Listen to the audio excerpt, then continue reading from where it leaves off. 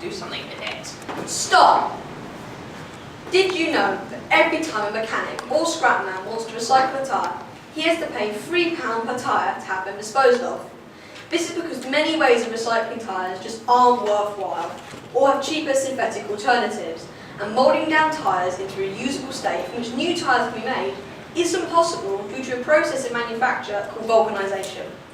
We are the TechHeds! The technological home educators. And for our Trash Trek project, we started by brainstorming for items that we thought could be recycled better. We came up with 4: polystyrene sheet packaging, tyres, lollipop sticks, and used clay targets. As part of our research, we visited the J. Jones and Sons scrapyard in Devizes. While having a tour of the site, we asked the manager what the hardest part of a car to recycle or reuse is. He replied, the tyres. We later took a vote and decided to research tyres as our item of trash. We were amazed when we found that, according to the Environment Agency, over 11 million tyres are stockpiled or sent to landfill in the UK each year.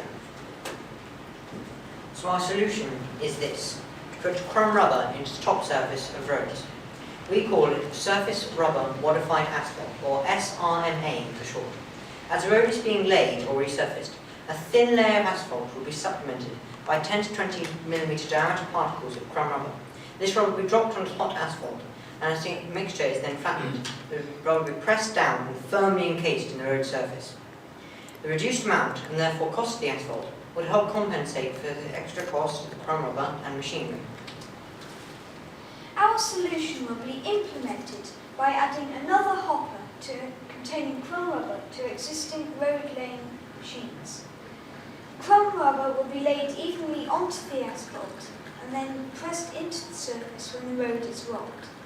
The extra costs will be the one-off cost of the extra hopper and the price of the chrome rubber, which is sold in the UK around £55 per tonne.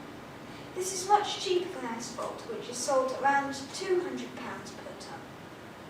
We would recommend using about 9 kilograms for every square metre of road. However, the amount of asphalt replaced by the chrome rubber would be chosen by the road laying companies. If they laid our recommended amount, they would use around 12,000 tyres for every kilometre of standard single carriageway A road. While doing our research, we found that rubber is already used in roads for RMA, rubber modified asphalt, which distributes the rubber inside the asphalt. However, our method differs in that the chrome rubber will only be on top of the asphalt and will not change the durability of the core road. After the regionals, we decided to develop our project by carrying out 2 experiments to test the feasibility of our idea. A friction test was the first of these 2 experiments, from which we concluded that rubber provides more grip than asphalt, especially in wet conditions. We also found in the second experiment that rubber is only lightly affected when immersed in diesel, simulating a diesel spillage. We chose to revisit J. Jones and Sons scrapyard, and we received positive feedback. Other organisations, groups and individuals whom we have contacted and shared our idea with include the local council, highways contractor, highways planning consultant, 2 interested engineers whom we know, an A-level science student, and a group of home educating families. Our local council's highway coordinator said that our solution would be a plausible one to undertake. Some of the benefits that our solution will provide for the 400,000 kilometres of roads in the UK would be quieter road surfaces, less expensive roads as chrome rubber is much cheaper than asphalt. It would also reduce tyre wear. Added to that, many tyres would be taken out of landfill, making our solution environmentally friendly.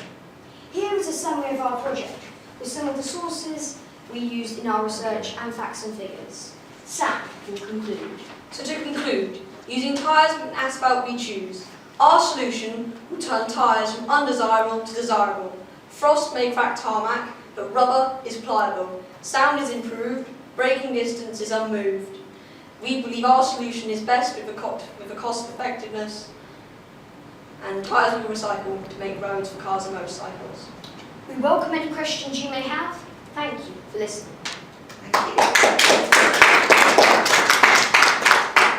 That was a very well-oiled presentation. Yeah, it was so Very, very slick. I have a weird question. It's a bit weird, and I appreciate recycling tyres, and I think I honestly think it's an amazing idea. And it's, would you have enough tyres?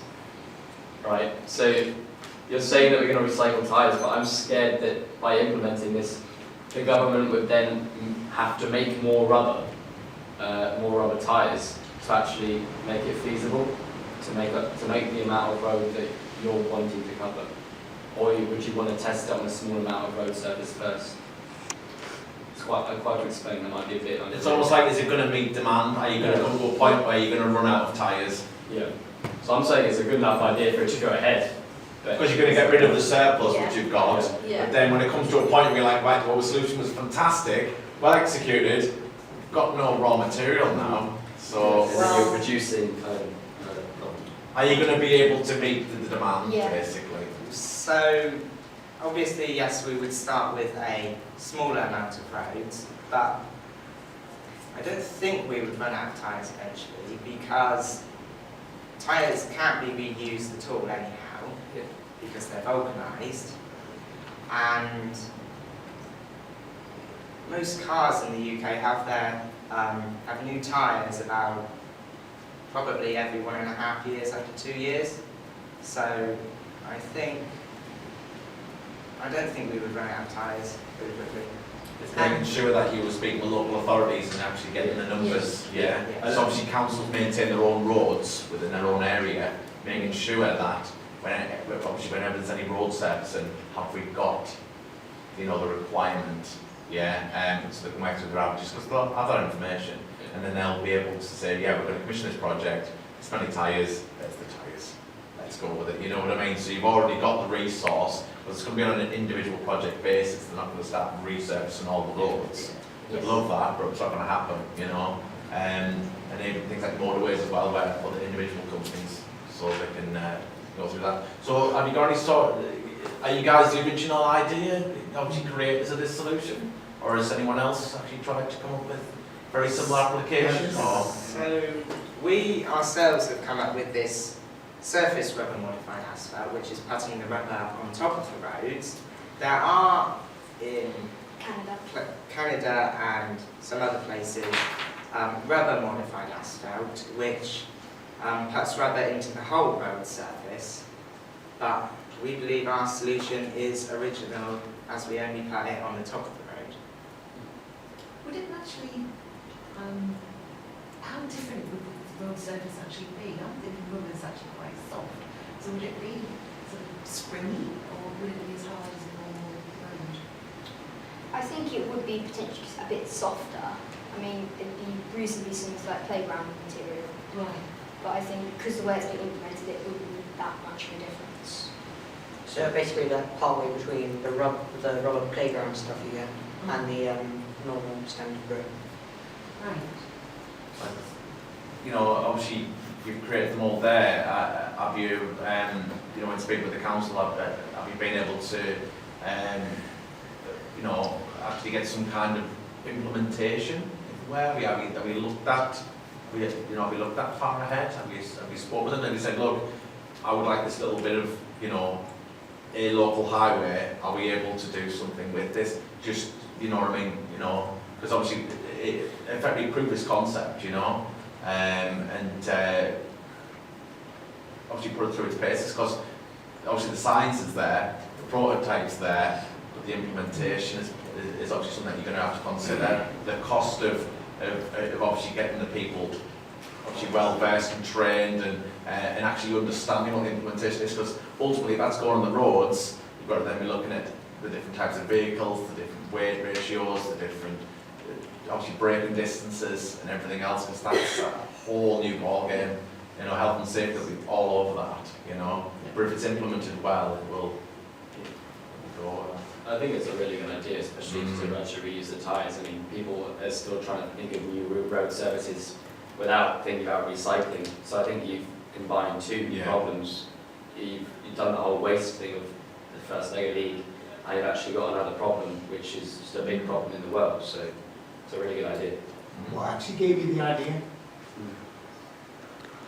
Well, when we started this, we thought of several items to recycle. We visited a couple of places such as J. Jones, where he did say that tyres were a real problem to recycle. He had 15,000 or something stockpiled himself. And we've been had a discussion, we came up with a couple of ideas as to solutions we could use with tyres, and then we decided on was this. Did you investigate any other ways that tyres are being recycled? We thought of other solutions which we had thought maybe we could do, but then we kind of took a vote and thought the most plausible one, the one we thought would most possibly be carried out, would be into the roads. Have you looked into the costing of the tyres? You know how it was costing them £3 to get, obviously, to effectively dispose of this raw tyre to go to landfill. How much would it cost if you were to then basically say, look, I want 3,000 tyres off here for this road? Is he going to give them up for free? Well, currently, the manager at J. Jones and Sons Scrapyard has to pay £3 for every tyre to be taken away. So is he going to give them away for free? Probably not. If he knows he can make some money from them, that's the other avenue. Once there's a market demand for them, then the cost of tyres will go up. So I'm just Then thinking, that could impact how much it's going to cost to build that road, ultimately. is the scrapyard paying someone to take them away? Yes. And they're charging £3 a tyre? Yes. That's ridiculous. You could And charge that's- £2 a tyre, undercut everybody, no financial project. And that the tyre has increased from £1 to £3 in about 3 or 4 months. Yes, Yeah. So when we first went, it was only £1. So better than other companies that take the tyres will go out of business. Because all the tyres will be going on the road. But it would also create new jobs. Exactly, exactly. So I think, obviously looking at how you would obtain the tyres, because obviously that's labour intensive, people are going to have to provide them, and obviously the cost of the material. But that's when you'd need, you probably want to license it.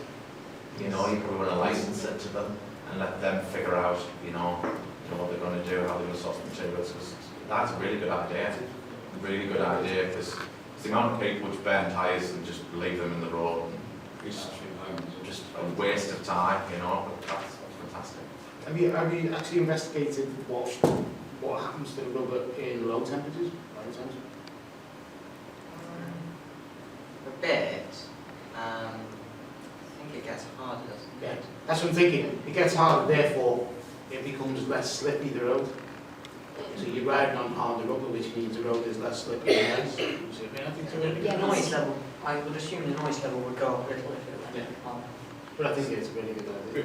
Because it's almost like, obviously the tyres, the existing tyres are going to have to work, obviously in harmony with, the tyres which are on the road as well. So obviously depending on things like if it's going to be cold climate or if it's going to be hot climate, that's going to affect it obviously dramatically. So, if anything, it might innovate obviously the tyre manufacturers to obviously work with it. What you're trying to say is protect your idea. Yes. Get that. Definitely. Yeah. Rather than patent Yeah, it or copyright it patent. or whatever, protect that and then let somebody else do it. And then, Do all the research. and then just license it and Just then keep all the glory. look into it. That's fantastic. Thank you. How's the rest of the day going? How's your robot game? It could be doing better, shall we say? Okay. We've heard that a lot. Yeah. We've got one more chance. Yes, one more. Good luck. Well, good luck with that. Yeah. Good luck with that. Thank you very much.